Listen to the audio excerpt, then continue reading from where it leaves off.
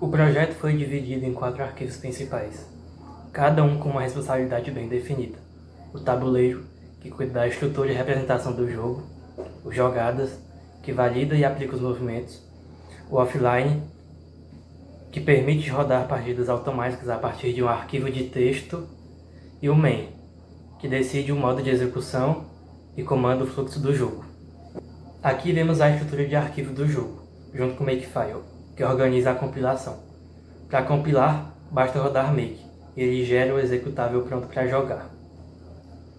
Vamos abrir o tabuleiro.h primeiro, que define toda a estrutura de dados do jogo. Temos 6 constantes de caractere: vazia, bloqueada e depois as peças. Peça cima e dama cima para um jogador, peça baixo e dama baixo para o outro. Também temos um menu jogador com jogador cima e jogador baixo, representando os dois lados da partida. E a struct de tabuleiro, que guarda a matriz de casas e 2 contadores, capturas cimas e capturas baixo, usados para registrar o placar da partida. Agora vamos para o tabuleiro.c. A primeira função importante é a casa jogável. Como no jogo de damas só as casas escuras são usadas, ele verifica se a soma da linha com a coluna é ímpar. Se não for, a casa é jogável. A função iniciar tabuleiro mostra o tabuleiro inicial. As peças do jogador de cima ocupam as linhas de 0 a 2, e as do jogador de baixo ocupam as linhas de 7 a 9. O meio do tabuleiro fica vazio. A imprimir tabuleiro, desenha esse grid no terminal, com letras identificando as colunas e números identificando as linhas. Facilita bastante na hora de digitar as jogadas. E temos algumas funções auxiliares bem simples. Peça do jogador, que confere se uma peça pertence a um jogador. Peça adversária, que faz o inverso. E dama, que verifica se a peça já foi promovida. Vamos rodar o programa e ver o tabuleiro inicial.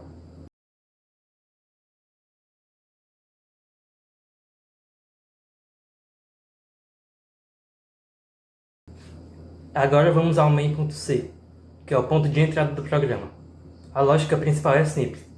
Se o programa recebe um argumento na linha de comando, ele entende que é um arquivo e entra no modo offline. Se não recebe nada, ele entra no modo interativo, onde a gente joga digitando pelo teclado.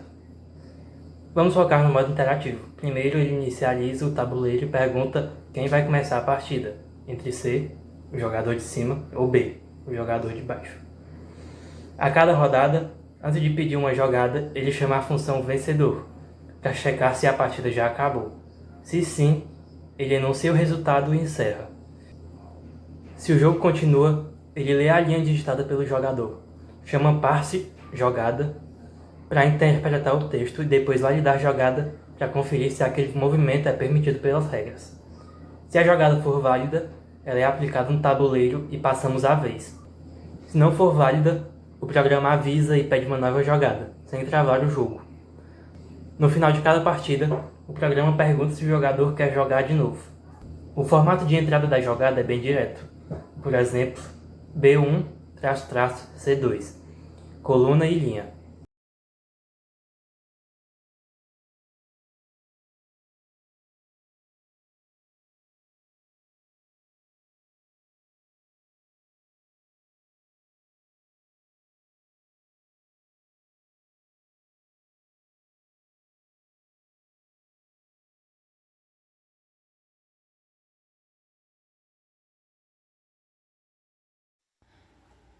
Oi, eu me chamo Tamires e eu fiquei responsável por explicar algumas partes muito importantes do nosso código, né, do nosso jogo. Então, eu queria começar com essa parte aqui. Tipo, essa função, ela basicamente é responsável por analisar a entrada do usuário e saber se é válida, né, se encaixa no nosso padrão. Então, por exemplo, vai saber o tamanho da entrada, que a gente quer algo com 6 caracteres, e também ver se está, tipo, padronizado, sabendo, então, o posicionamento dos travessões. E aqui eu coloquei o exemplo de entrada que é aceitável no nosso jogo.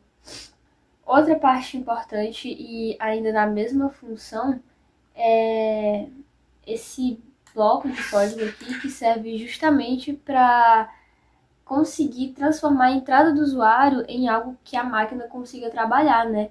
Que é fazer a conversão de uma letra para um índice numérico. Então, depois que a gente conseguiu transformar a entrada do usuário em índice numérico, que é com que o nosso código vai conseguir trabalhar, a gente vem para cá, para esse bloco de código que a gente chamou de porteiro. A gente começa nele com essa sequência de ifs, que serve justamente para analisar a jogada e saber se ela se enquadra em jogadas impossíveis. Como assim jogadas impossíveis? Na possibilidade, por exemplo, do jogador colocar a coordenada que nem existe dentro do tabuleiro, colocar a peça fora do tabuleiro. Outro ponto importante e o principal porquê, né, da gente chamar de porteiro esse bloco de código é justamente porque é nesse momento que acontece a bifurcação de saber se aquela peça é dama ou uma peça normal e assim saber quais regras vão se aplicar àquela jogada. Então, nessa parte do código, a gente vai ter as regras que se aplicam à peça normal na hora de fazer a jogada, né?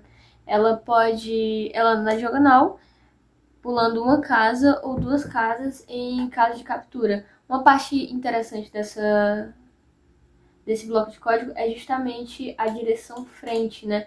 Porque ela vai alternar de acordo com o jogador, porque frente é relativo no nosso jogo.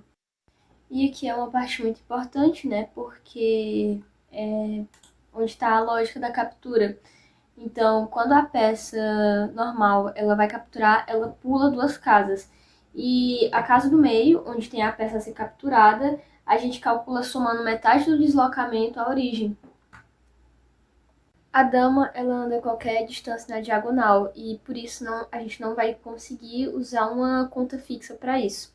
Então a gente usa a função sinal para saber a direção, se é positivo, negativo ou zero. Então a gente entra nesse loop aqui, que enquanto não achar uma peça que seja do mesmo time, ou enquanto não houver um bloqueio, ela vai continuar andando até chegar ao destino. Nessa parte, essa função existe captura, ela vai no tabuleiro inteiro, perguntando se o jogador tem alguma captura possível. Se tiver e a jogada escolhida não for uma captura, então essa parte de validar a jogada, ela recusa a jogada escolhida pelo jogador, porque a captura é obrigatória. Essa é a parte do nosso código que aplica a lógica de se a última jogada do jogador foi uma captura, então ele repete a jogada dele. Do contrário, se não foi uma captura, então ele só passa a vez. Essa parte é onde a gente faz a checagem se a peça virou dama ou não. E ela vira dama quando chega na última linha do lado oposto, que no caso é a linha 9 para quem joga de cima e a linha 0 para quem joga de baixo. É o encerramento do nosso jogo, né? Ele vai checar as três possibilidades onde o jogo acaba, que são algum time zerou as peças, o outro time zerou as peças, ou o jogo tá travado, não existe nenhuma jogada legal. E a gente vê isso na checagem desses três ifs. Por último, a gente tem o modo offline, que ele lê tudo de um arquivo. A primeira linha diz quem começa e as demais são as jogadas. Uma por linha, utilizando as mesmas funções, passe de jogada, né, que eu expliquei anteriormente, e validar jogadas do jogo do modo interativo, que eu também expliquei. Essa parte aqui, esse contínuo é muito importante, porque é ele que possibilita a continuação do jogo, mesmo que tenha uma jogada inválida, ele vai apenas informar a linha em que teve essa jogada inválida e vai continuar o jogo. Então, no final da partida offline, né, ele vai printar o final do tabuleiro e o jogador vencedor.